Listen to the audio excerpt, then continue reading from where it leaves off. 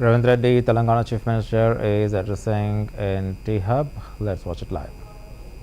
శ్రీమతి సోనియా గాంధీ గారు తీసుకొచ్చి మహిళల యొక్క శక్తిని నిరూపించి మహిళలే ఈ దేశానికి ఆదర్శం, మహిళా శక్తి అండగా నిలబడితే ఈ దేశం అభివృద్ధి పదం వైపు నడుస్తుంది అని చెప్పి నిరూపించిన పార్టీ ప్రభుత్వం కాంగ్రెస్ పార్టీ. మా ప్రభుత్వం ఈరోజు కూడా మా ప్రభుత్వం ఏర్పాటు చేసిన తర్వాత అప్పటి వరకు నిర్లక్ష్యానికి లోనైన స్వయం సహాయక సంఘాలు మహిళ ఆర్థికంగా నిలబడితే, ఒక్క మహిళ ఆర్థికంగా నిలబడితే ఆ కుటుంబాన్ని పూర్తి స్థాయిలో ఆర్థికంగా నిలబెడుతుంది. అలాంటి ఒక మహిళ కుటుంబాన్ని నిలబెడితే 1 కోటి మంది మహిళలు తెలంగాణలో ఆర్థికంగా నిలబడి 1 కోటి మంది మహిళలు కోటీశ్వరులు అయితే తెలంగాణనే ఈ దేశానికి ఆదర్శం అవుతుంది. ఈ దేశాన్ని ఆర్థికంగా నిలబెట్టాలి అని అంటే తెలంగాణ రాష్ట్రం $1 ట్రిలియన్ ఎకానమీకి అభివృద్ధి చెందాలి అని అంటే 1 కోటి మంది మహిళల్ని కోటీశ్వరులను చెయ్యాలన్న లక్ష్యంతో ఈరోజు మా ప్రభుత్వం పనిచేస్తుంది. అందులో భాగంగానే ఈరోజు ఇంతమంది మహిళల్ని ఇక్కడికి పిలిపించి ఇక్కడ ఇంత మంచి కార్యక్రమాన్ని ఏర్పాటు చేసి ప్రోత్సహించే పనిచేస్తున్నాం. మీ అందరికీ తెలిసి ఇక్కడికి వచ్చిన మహిళలకు గతంలో మీరందరూ పండుగకు అమ్మగారింటికి వెళ్ళాలన్నా, ఇంకేదైనా కార్యక్రమాలకు అమ్మవారిని దర్శించుకోవాలంటే ఇంట్లో బస్ ఛార్జీలు అడగాలి. ఇంటైనా లేదు అని అంటే మీరు వెళ్ళే పరిస్థితి లేదు.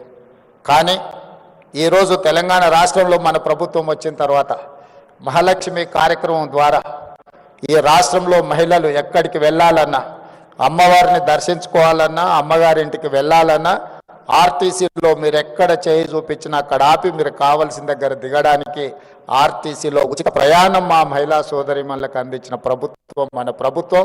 మహిళలకు ఒక ప్రత్యేక నజరాన శ్రీమతి సోనియా గాంధీ గారు ఇచ్చారు.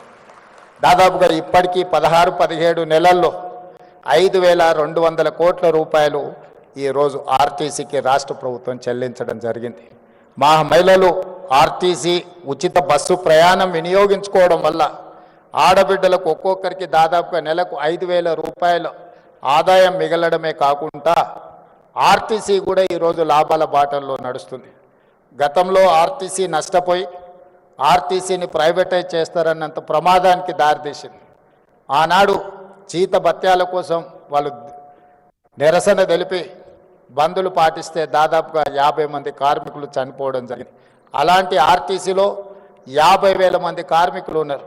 ఇవాళ 50,000 మంది కార్మికులు ఆర్టీసీ లాభాల బాటలో నడవడం వల్ల ఆ కుటుంబాలన్నీ కూడా బాగుపడ్డాయి అని అంటే మా ఆడబిడ్డలకి ఈరోజు తెలంగాణ రాష్ట్ర ప్రభుత్వం మహాలక్ష్మి పథకం ద్వారా మీకు ఆర్టీసీలో ఉచిత బస్సు ప్రయాణం అందించడమే ఈరోజు ఆర్టీసీ లాభాల బాటల్లో నడుస్తుంది.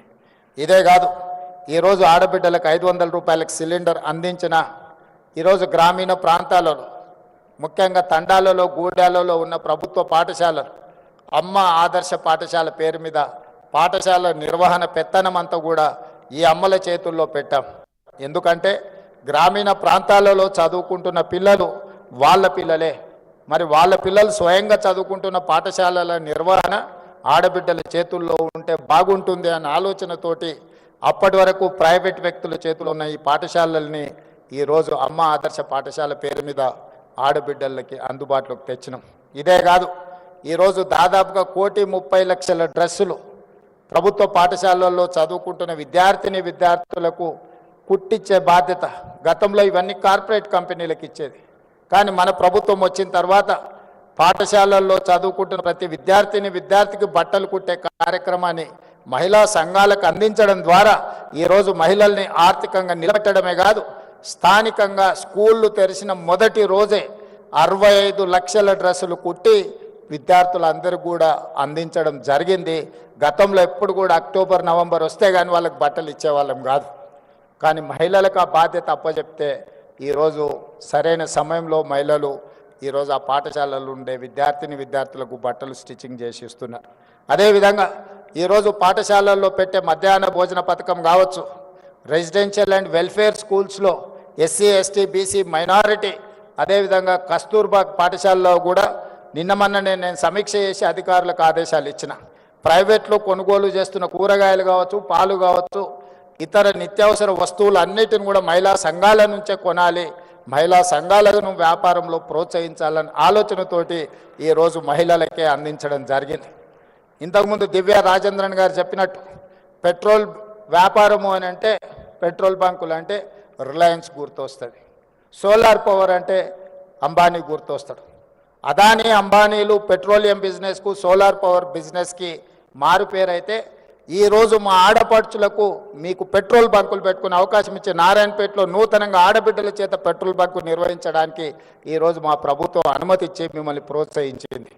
అదేవిధంగా అదానీ చేతుల్లో ఉండే సోలార్ పవర్ ఈరోజు 1000 మెగావాట్ల సోలార్ పవర్ ఉత్పత్తి చేసే ఒప్పందాలని రాష్ట్ర విద్యుత్ శాఖ ద్వారా మహిళా సంఘాలకు ఈరోజు ఒప్పందాలు చేయించి సోలార్ పవర్ ఉత్పత్తి చేసే వ్యాపారాన్ని ఈరోజు ఆడపడుచులకు అందించడం జరిగింది.